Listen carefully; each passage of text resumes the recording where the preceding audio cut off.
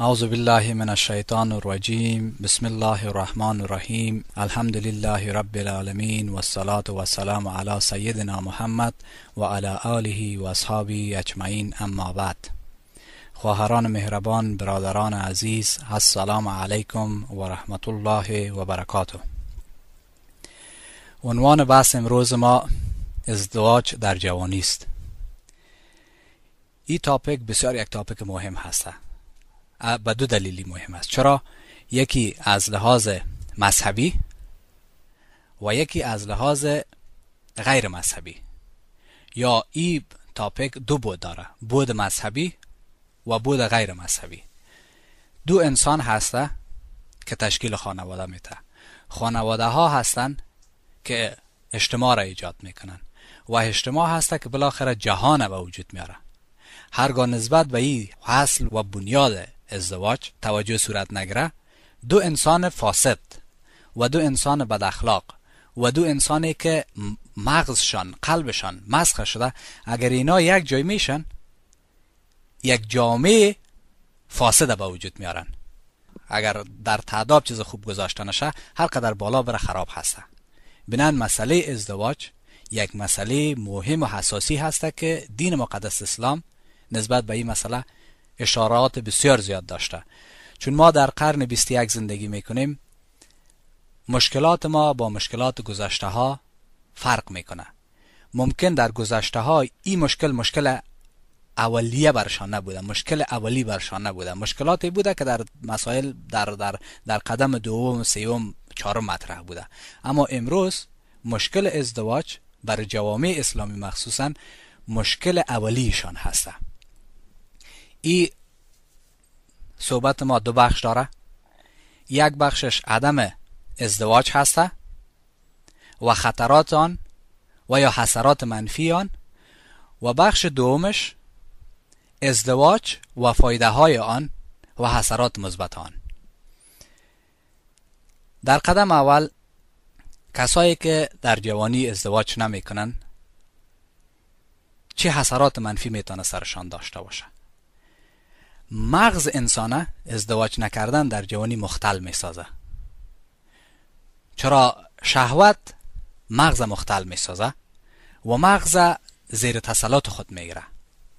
مغز، عقل، علم باید تمام وجود کنترل بکنه، تمام غرایز عقل کنترل بکنه، منطق کنترل بکنه، علم تمام غرایز و تمام وجود کنترل بکنه. هرگاه شهوت سر عقل حاکم میشه، بناهن این انسان یک انسان شهوانی هست، یک انسانی هست که مغزش مسخ شده، رشد نمیکنه مغزش. انسانهایی که شهوتران میشن انسانهایی هستن که استعداد ندارن.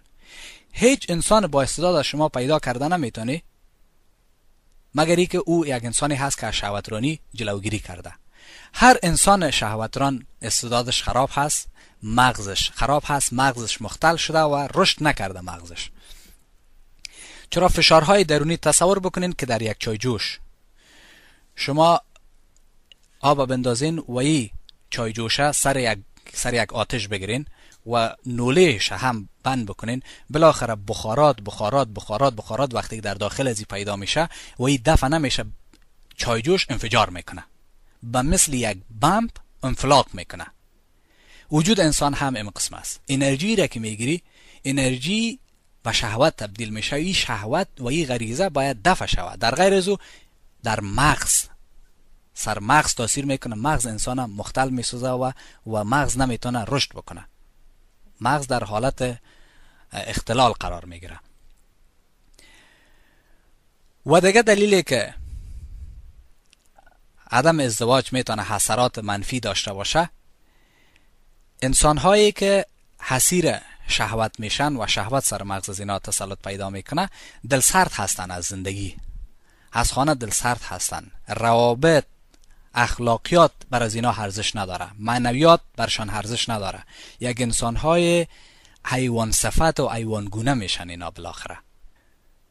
دوم، کسایی که شهوت بر بالای از اینا تسلط پیدا میکنه، این انسان ها کسایی هستند که بر نفس خود اطمینان ندارن، اعتماد خود نسبت به خود از دست میدن، جرأت لازم، جرأت مثبت ندارن.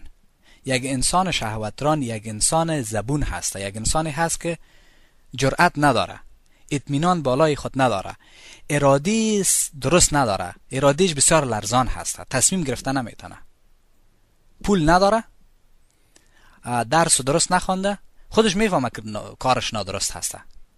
وقتی که تصمیم میگیره کمی کار نکنه، فردا که میخیزه چون شهوت سر ازی حاکم هسته، تصمیم خود عملی کرده نمیتونه. شما باور بکنین که بر ما کسی گفت در قمارخانه ها انسان های رفتین خودشان نام خود ثبت کردین، برای سکیوریتی گفتین که اگر ما آمدیم در قمارخانه، ما را از قمارخانه بیرون بنداز. چرا خودش توان نداره که خود کنترل بکنه، به اندازه به یک حالتی رسیده که خودش میفهمه کار خراب هست اما از کنترلش خارج شده. چرا عقلش زیر سایه شهوت قرار گرفته و ارادهش کاملا سلب شدگی هست. و دیگه حسراتش اینا انسان‌های بی‌حوصله هستن. با اندکترین گپ میتونه حالت عادی خود عدز بته، رگای گردنش بپنده و حساساتی شوه و حتی فحش بگویه و حتی سر نفر حمله بکنه با کلمه بسیار عادی و اندک. یک انسان شهوتران یک انسان حساب خراب میتونه باشه، بی حوصله میتونه باشه. و این دلیلش این است که ازدواج در جوانی مانع هزمی بدبختی ها میشه. سوم، قلب انسان شهوترانی و استفاده نکردن درست از شهوت و ازمی غریزه که خداوند متعال در وجود انسان گذاشته، قلب انسان مسخ میکنه. انسان قلب داره، قلبش در تمام وجود خون پمپ میکنه، اما قلبش مسخ شده. وقتی که قلب انسان مسخ میشه، تمام وجود انسان فاسد هسته.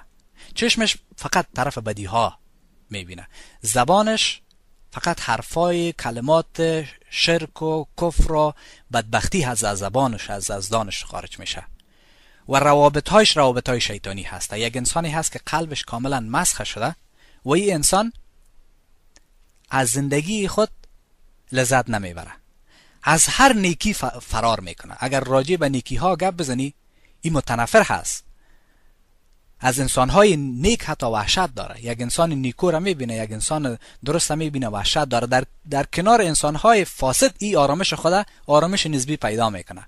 با دوست، با قمارباز، با زنکباز و با انسان‌هایی که در فحشا و در منکرات غرق هستند، با این انسان‌ها خوش هسته، اما از انسان‌های نیکو وحشت برش پیدا میشه. و این دلیلش این است که این ازدواج نکرده در جوانی و این انسان از اونمو چارچوکات کرامت و انسانیت و اخلاق ای خارج شده. چهارم که مسئله بسیار زیاد مهم هسته در کشورهای اروپایی و امریکایی، مسئله امراض هسته. امراض گوناگون جلدی و فکری و وجودی که در داخل وجود انسان امراض پیدا میشه. مثلا امروز یک ملت بسته در افریقا به مرض ایدز مبتلا هسته.